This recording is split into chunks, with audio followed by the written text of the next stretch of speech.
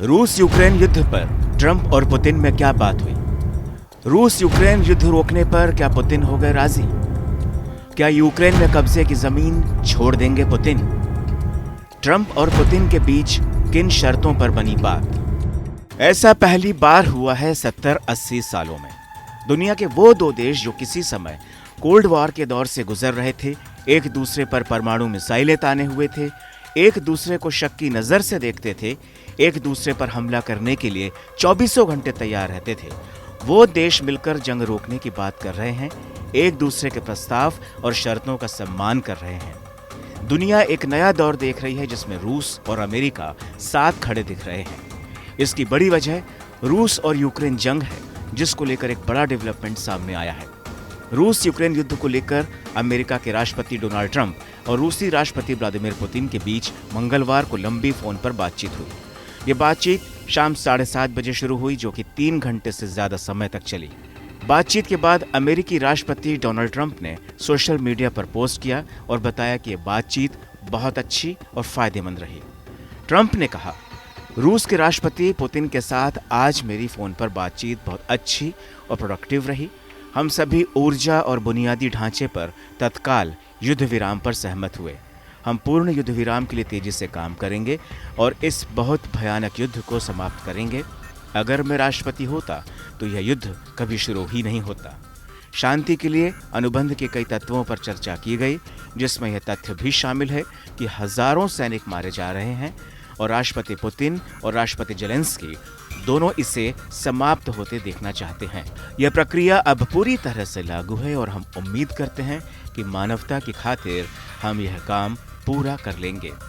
तो वहीं रूसी राष्ट्रपति के ऑफिस क्रेमलिन ने बताया कि राष्ट्रपति व्लादिमीर पुतिन ने यूक्रेन के ऊर्जा ठिकानों पर हमले 30 दिनों के लिए रोकने पर सहमति जताई है, जिसके साथ ही रूस और यूक्रेन के बीच 30 दिनों के लिए संघर्ष विराम लागू हो गया है। रूस ने बड़ी घोषणा करते हुए कहा कि इस दौरान यूक्रेन के ऊर्जा ठिकानों पर कोई हमला नहीं किया जाएगा। अब आपको बताते हैं कि ट्रंप और पुतिन की बातचीत में युद्ध विराम को लेकर जो समझौते की गाड़ी आगे बढ़ी, उसके मुख्य पहलू क्या हैं वो शर्तें जिन्हें रूस और यूक्रेन को, जिन्हें पुतिन और जेलेंस्की को मानना होगा। दरअसल राष्ट्रपति ट्रंप के 30 दिनों के संघर्ष विराम की पहल पर रूसी पक्ष ने कुछ मुख्य पहलुओं पर जोर दिया, जिसमें 3 खास पॉइंट्स हैं। पहला ये कि संघर्ष विराम को पूरे मोर्चे पर प्रभावी ढंग से लागू करने के लिए ठोस नियंत्रण सुनिश्चित करना।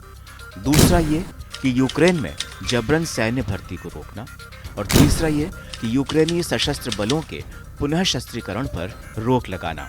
महत्वपूर्ण समझौते और शर्तों के तहत युद्ध रोकने के लिए ठोस नियंत्रण को जरूरी बताते हुए तय हुआ कि संघर्ष विराम को प्रभावी बनाने के लिए निगरानी रखी जाएगी, तो वहीं यूक्रेन में जबरन सेना में भर्ती नहीं की जाएगी।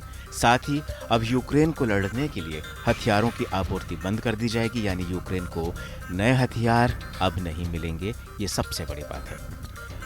इसके अलावा बंदियों की अदला बदली पर सहमति बनी। दोनों देशों के 175 बंदियों को रिहा किया जाएगा।